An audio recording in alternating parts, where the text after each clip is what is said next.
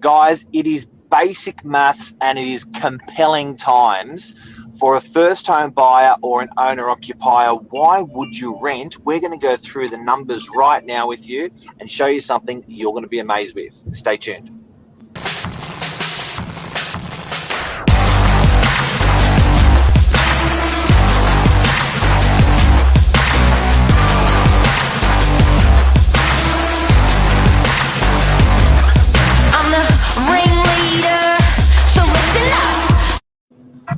Good morning, everyone. Welcome to Morning Minutes, episode 397.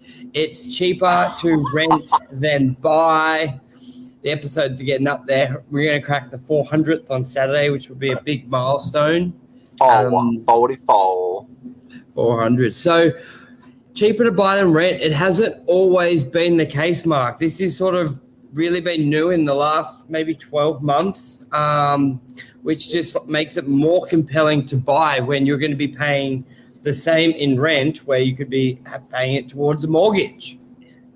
It's really compelling because you've always paid a premium to be an owner of property rather than a tenant.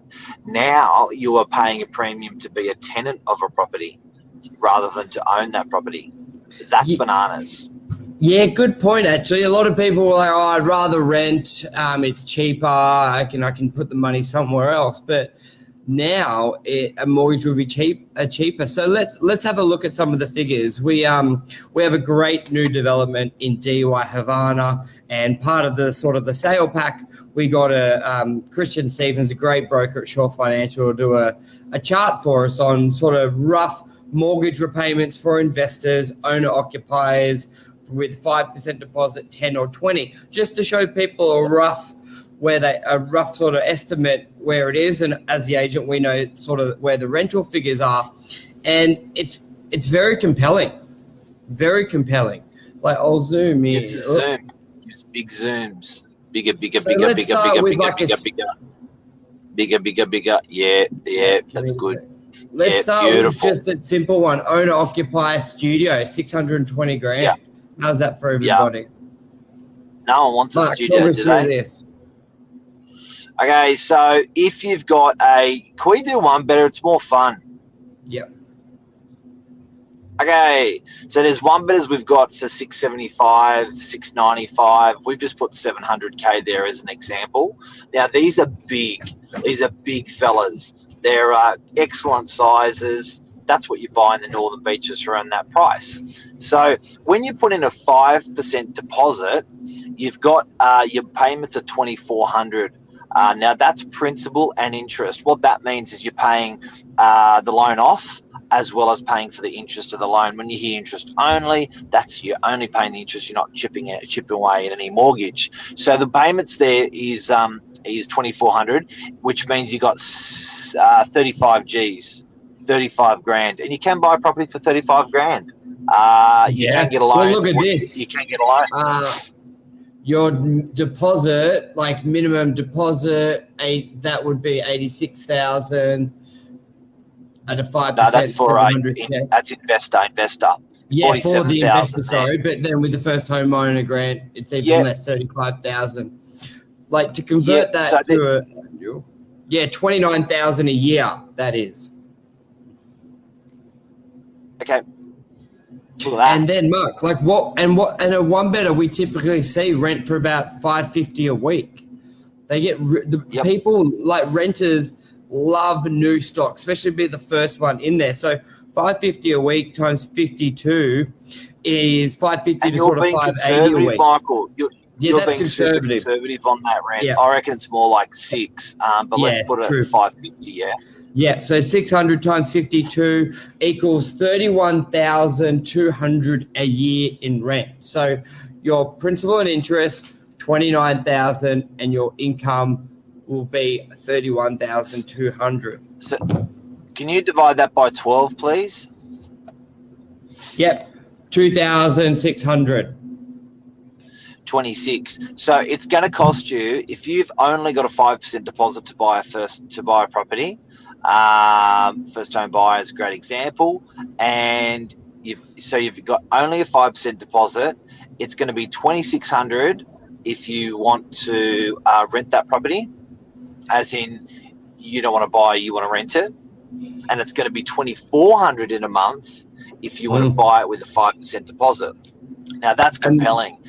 And look, if you got a 20% deposit, Mark, a bit old school, 20% deposit, you'll be making $600 a month. A lot of there's still I could never save that.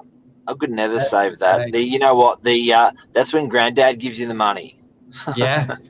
Well, there's still a lot out there. I don't know how you save that. I don't know how you save that sort of deposit. I don't think you do. I don't think you actually honestly do. Either way, 20%. Really? However, they've got it gifted. They've been gifted it. They've got it. But 20% deposit, you're actually making $600 a month on the property. Yeah. Now let's look at a 2-bedroom, brand new, around $1 million. Now 2-bedrooms have been renting phenomenally. We saw it in Meriton, DY. We've seen it in Carlisle, where you're seeing rents from $850 to $950 a week without views, like that $800 to $850 conservatively. So once again, a 5% deposit, you're at $3,500 a month. And if you're getting 850 times, G's. Yeah, 850. Now bear in mind, first home buyer incentives will start clipping out at $1 million. You want to tuck it under the million. Yeah. So $850 a week, Mark, would be $3,600 in rental income, and at a 5% deposit, you're paying $3,500. So once again, now guys, you got to be like, this is really scary numbers for me for a first home buyer. And I would, as a first home buyer, like $700,000 for a 1-bedder is absolutely preposterous, and $950 or $1 million for a 2-bedder is blowing my mind. And I'm a first home buyer and I'm scared. What you got to remember, guys, is, and this is really good advice, what you got to remember is it's cheaper to rent, it's cheaper to buy than to rent. So we're looking at really high level numbers. But if you chunk it down to per year, if you chunk it down to per month, if you chunk it down to per week, you're better off by actually buying. You're controlling your future. It's your place. No one can kick you out. So just remember, even though it's daunting saying, oh my God, $700,000 for a 1-bedder, that is nuts. I've just got my first job and just got out of school 4 years ago. This is crazy. It's not. Yeah, exactly right. And that doesn't take into consideration, we can talk another one on the tax depreciation advantages of buying brand new. Up to, for the 10 years, you've almost got $350,000 to $500,000 in benefits in the tax system. So even if you're like, oh, I'd rather, there's no other benefit, what's an extra $50 a week? Well, it's $50 extra a week, but it's also, you've got these tax benefits. Not to mention, Mark, they're talking about the market growing 10% for the next 3 years. So yeah, that's a good one. But before we get into that, guys, and first home buyers, if you don't like this, if you don't like the property that you buy and you feel like this is holding me down because I want to go overseas, or this is holding me down because I don't want to live in DY, I want to be living in Alexandria, rent it. You don't, and that's where, and then you get those benefits you're talking about, Michael, where it's cheaper to buy than to rent, but don't feel like you're hemmed in, because after you're a first home buyer, and you, for example, and you've been there for 6 months, you can actually, you've claimed all the incentives of first home buyer, you can get out of there and off you go to 6 times, whatever it is. You get out of there and go to anywhere you want in Sydney, Australia, or the world. Don't feel like you're hemmed into it. It's a very good point, Mark. We find a lot of first home buyers, or they get very, I don't want to say bogged down, but they think it's their forever property. They feel like they've got to live there. It's got to be perfect. Try and take a step back of, like, it's hard enough to know what you're going to be doing tomorrow, let alone in 1 year, 5 years time. Just think of it compared to, especially if you're not living with your folks, you're either renting or you're buying. Like you either rent where you live or you own where you live, and it's heavily advantageous to own where you live. It'll be cheaper, not to mention the wealth creation that there's the potential down the path. So yeah, that's massive. Now the figures that you've done just then are cash flow figures. They actually haven't considered equity, and they haven't considered growth of the property. So it's basically money in, money out, money in, money out, money out per week, money in per week, money out per month. Money, you get it, right? It's just cash flow. Let's talk about the big picture that you touched on. And just on cash flow, Mark, just before, everyone basically up until the last 2 years had been buying residential property with negative cash flow and people loving it. The last 50 years has been always basically cash negative. And we all know just the sentiment around it. So it's just, imagine if it was cash flow positive 40 years ago, how many properties people would have been going for. So it's the best time ever, best environment to buy regarding cash flow ever. Then have you got a calculator? Sorry?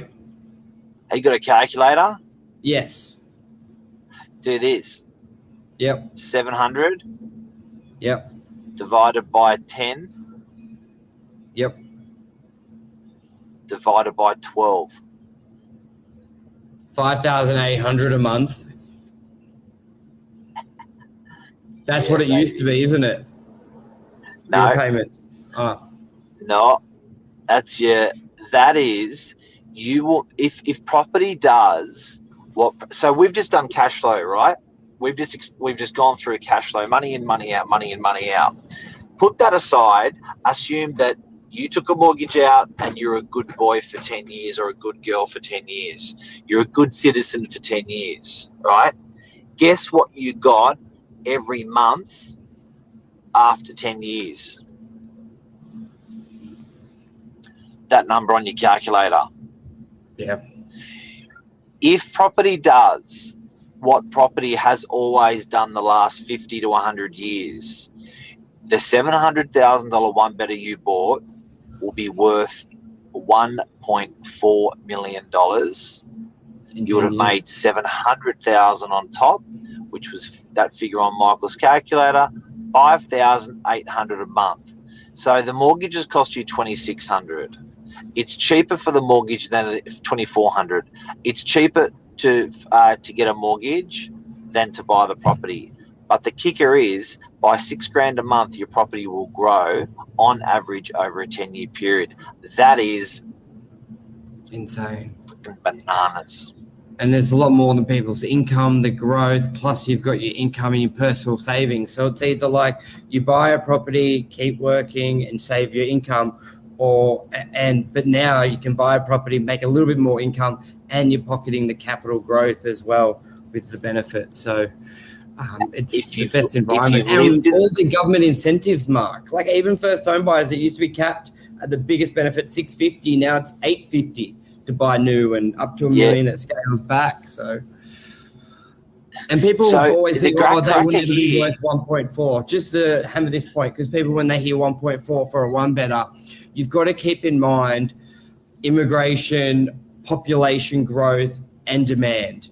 We have limited supply in Sydney, especially northern beaches. It's like you're not going to see 8,000 12,000 property density go to 30,000. So, and they're expecting what you posted the other day, Mark, a population growth of 10% a year or 26,000 extra people. There's going to be so much competition. It just creeps up. And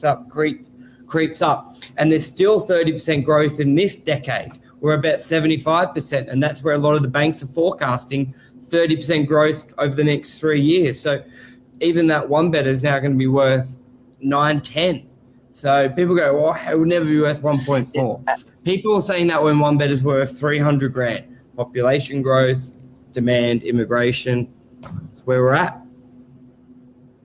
Government's forking out, helping. The government's doing so much. Guess another one, guys. You know how I just said the property value is going to double over 10 years? If you've lived in the property at one time or another over that 10-year period, 6 years and 6 years is your capital gains. No tax. Yeah. So your property value has gone up $700,000 and the government lets you have it all. Where do you make money in this country and not have to pay tax? Your principal place of residence, the property that you live in, you will pay no tax on. It is bananas. It's bananas. You can make 700 grand in 10 years and it's all yours. If you told that to anyone else in the world, they'd think you have rocks in your head. Yeah, it's crazy. So that's a wrap. Thank you, Michelle. Great show. And Luke, as always. Mark, anything else you want to add on to this? I've got a story about when I was in Alaska. You heard this story? No. In the bus, and the lady says, they go, oh, hey, how's property do here? And the girl goes, oh, it's been great. Property's been great here. It's done really, really well. They go, wow. She said, I bought my house for $85,000 6 years ago. It's now worth $93,000. Yeah. The property, she bought it for 85 and now it's worth 93. And everyone in the bus went, wow. She made $8,000 in 6 years or something, and everyone was impressed by that. The capital growth that we have in this country that we've recorded over 50 to 100 years has been just incredible, and we should be really proud. Isn't it? Yep, for good reasons. Yeah, perfect. All righty. Good show. Good Sorry story. about my American accent. Yeah. See ya. Thank you.